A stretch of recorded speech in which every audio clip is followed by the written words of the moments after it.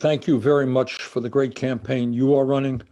And thank you for that introduction. And let's all go forward and make sure that we elect David as our next governor in the entire Democratic slate. I think I don't have to tell anybody who is watching this afternoon that we are living in unprecedented times, that we have the most dangerous president perhaps in the history of the entire country, that it is absolutely imperative that everybody come out to vote, and you bring your uncles and your aunts and everybody you know out to vote. And that with a little bit of luck, the state of Vermont will be the first state on election night to come out in favor of Joe Biden and to defeat Donald Trump. And that will be, I hope, an inspiration to the entire country. But our job now is not just to beat the most dangerous president in American history. Our job now is to have a vision for a new future.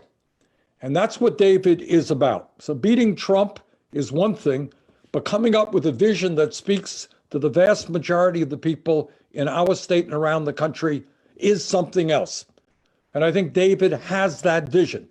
And what I've always liked about how David operates as a politician is, and you heard this from Josh, is that he is out there all over the place, not just with his strong pro-worker, pro-environment ideology, but his ability to bring people together, to go to places where perhaps not everybody supports him, but treats all people as if they were intelligent, serious people and engages in dialogue with them. And I thank David very much for doing that. What my dream has always been is that our small state can lead the entire nation in creating an economy, a government, a healthcare system, an energy system that works for all, not just a few. And we have got to tackle, and I hope lead the country and understand that our political system is corrupt, that we have billionaires right now who are spending tens and tens and tens of millions of dollars to buy elections, that we have an economy that is grossly unfair. We have a small number of people on top who own more wealth than the bottom half of this country, that in Vermont and all across America, we have people earning starvation wages, which is why, in terms of the economy, we must raise that minimum wage as quickly as possible in Vermont to $15 an hour. We must have equal pay for equal work. Women should not make 80 cents on the dollar. We've got to make it easier and work with the trade union movement, make it easier for workers to join unions. We have to create nationally and in Vermont all kinds of great jobs as we rebuild our crumbling infrastructure. Everybody in Vermont knows that our roads and our bridges are totally inadequate. We need work on our water systems, our wastewater plants, in our schools.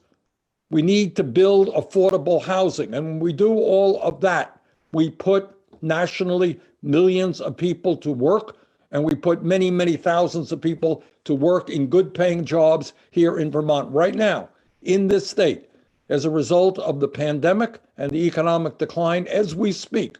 There are people in our state, up in the Northeast Kingdom and elsewhere, who are struggling mightily to try to put food on the table.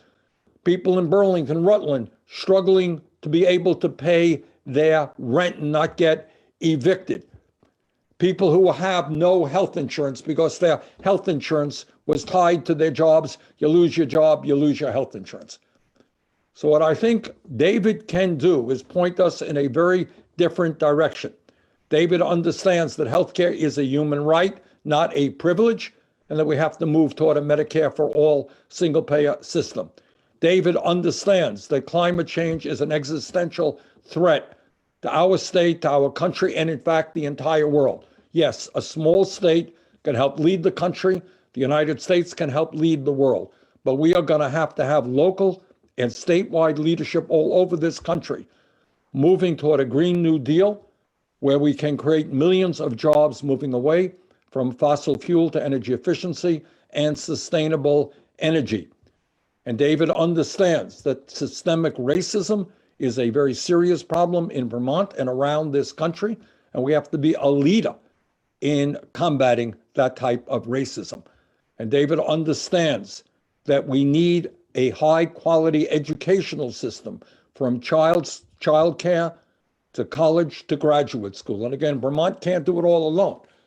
We have got to provide help from the federal government to make sure that every kid in this country has the ability to go to college regardless of his or her income and not leave school deeply in debt.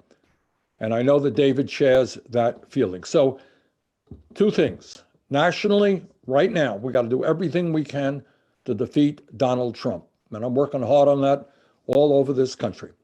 Second of all, what we have to do here in Vermont is have a new vision as to where we can go as a state and create the kind of government that leads the United States of America. And I'm confident that David and the entire Democratic slate can do just that. So David, I wish you the very best of luck, and I know that you're going to win this thing and become a very great governor, someone that all of us will be proud of.